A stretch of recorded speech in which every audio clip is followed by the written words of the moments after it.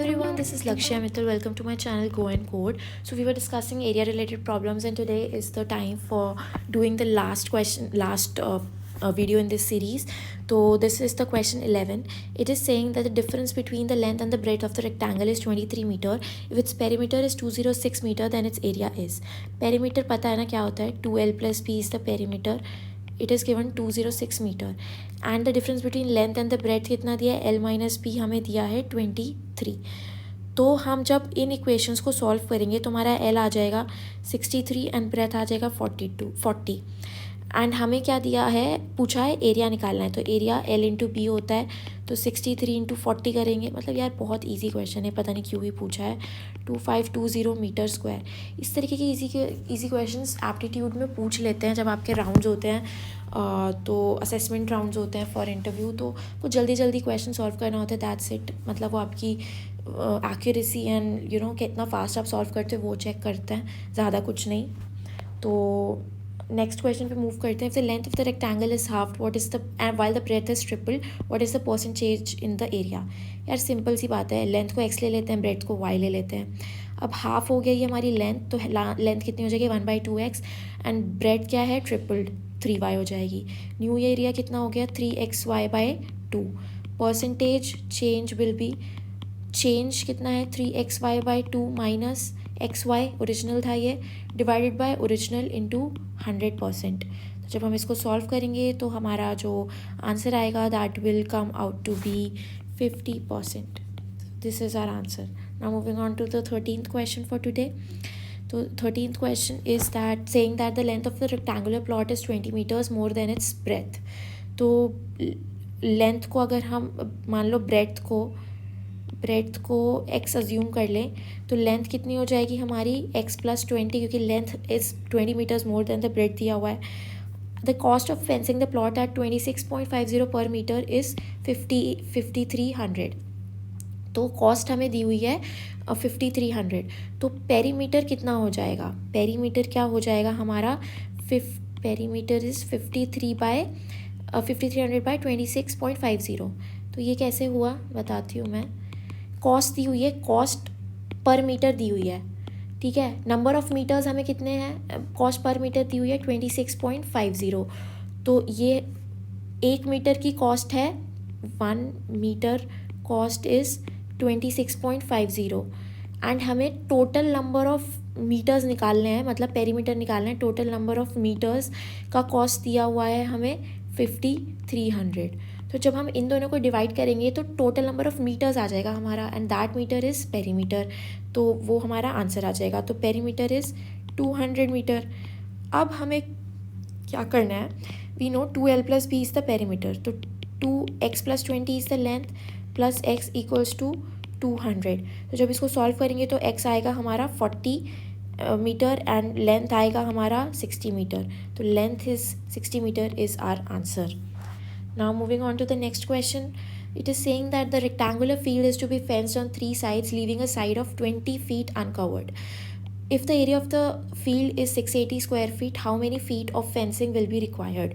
तो L हमारा क्या दिया है, the rectangular field is to be fenced on 3 sides, leaving a side of 20 feet uncovered. तो एक साइड हमें दी हुई है 20 feet, ठीक है. If the area of the field is, तो 20 into x is 680, correct. x आ जाएगा हमारा 34, तो हमारा x is 34.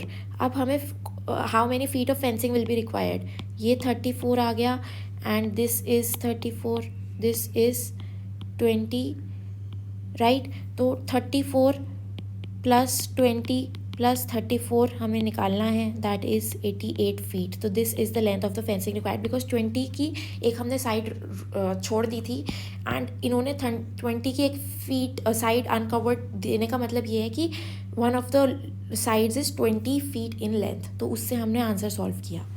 Now moving on to the last question for today and this series, that is saying a tank is 25 metre long.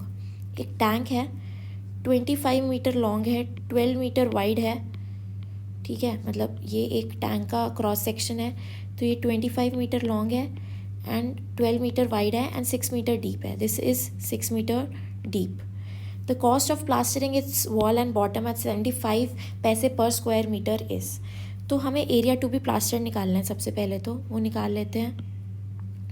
तो area to be plastered कितना हो जाएगा, it will be, आपको area to be plaster निकालने के लिए क्या करना होता है, इसकी वॉल्स को प्लास्टर करना है। तो जो वॉल्स हैं दैट इज़ डीप, मतलब उसकी हाइट अज्यूम करनी पड़ेगी। तो ये ऐसे वॉल्स हैं हमारी, और कितनी वॉल्स होती हैं हमारी, आप बताओ।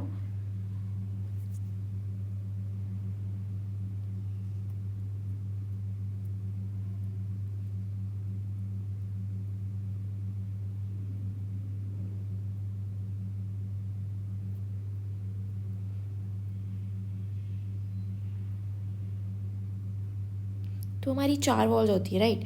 तो क्या होगा, 4 वॉल्स, एक वॉल ऐसी होगी, एक वॉल ऐसी होगी, एक एक एच और बी का होगा और एक एच और एल का होगा, ठीक है, मतलब मल्टीप्लिकेशन। तो हमारा क्या होगा, 2H plus L, 2H plus L plus 2H plus, हमें एरिया निकालना है ना, मैंने गलती से पेरीमीटर का फॉर्मूला लिख दिया। तो एरिया कैसे निकलेगा, एक तो 2H इंटू एल होगा प्लस 2H इंटू बी होगा, प्लस हमें बॉटम भी करना है। बॉटम क्या है, L into B, cross section है ना ये, तो ये एल इंटू बी, तो ये हो जाएगा एल इंटू बी। तो जब हम इसको बाहर निकालेंगे 2H एल प्लस बी हो जाएगा ये, प्लस एल इंटू बी, ठीक है। इसको जब सॉल्व करेंगे तो वैल्यूज़ पुट करेंगे, एल कितना है हमारा 25, तो ये हो जाएगा, यहाँ पे मैं लिखती हूँ, एच है हमारा 6 and L is 25 plus 12 plus 25 into 12। इसको सॉल्व करने पे आता है 744 मीटर स्क्वायर। बट हमें ये नहीं पूछा, हमें पूछा है the cost of plastering its wall. तो 75 पैसा पर स्क्वायर मीटर है, तो 744 इंटू 75/100 करेंगे हम, क्योंकि हमें पर मीटर दिया है, नंबर ऑफ़ मीटर्स दिया है, उनको मल्टीप्लाई करेंगे तो कॉस्ट एट 744 मीटर स्क्वायर आ जाएगी। तो हमारा आंसर आएगा ₹558, पैसे में दिया है, हमने इसको रुपीज़ में कन्वर्ट किया एट दी एंड, तो ये हो जाएगा 558। ये डिवाइडेड बाय 100 मैंने रुपीज़ में कन्वर्ट करने के लिए किया था। बाकी आपको ये चीज़ समझ आ गई ना, ये एक टैंक है, इसकी कुछ साइड इधर होगी, कुछ साइड फ्रंट में होगी, कुछ साइड बैक में होगी। मतलब आप इमेजिन करो ना, एक क्यूबॉइड होता है ना, उसके कितना जब आप उस क्यूबॉइड के अंदर छेद कर दोगे, छेद एज इन उसके अंदर एक पैसेज बना दोगे, तो आप एक रेक्टेंगुलर बॉक्स लो, ठीक है, रेक्टेंगुलर बॉक्स लिया, तो उस रेक्टेंगुलर बॉक्स की कुछ लेंथ होगी, कुछ ब्रेड्थ होगी और कुछ हाइट होगी। तो ये हाइट है, इस हाइट से लेंथ को मल्टीप्लाई किया 2 टाइम्स, क्योंकि इधर भी होगा और इधर भी होगा। सिमिलरली एक हाइट का मल्टीप्लिकेशन होगा ब्रेड से इन फ्रंट इन बैक, मतलब उसका एक फ्रंट एज होगा, एक साइड एज होगा, एक इधर वाला एज होगा और एक बैक एज होगा, एंड एक बॉटम एज है which is L into B. तो ऐसे ही हमने इस क्वेश्चन को सॉल्व किया। आप खुद इमेजिन करो, आपको समझ आएगा कि मैंने यहाँ पे 2H इंटू एल क्यों किया है, 2H इंटू बी क्यों किया है, correct. So this was it for this video. I hope you understood it, and if you did, then do not forget to like, share and subscribe to my channel. Till bye bye.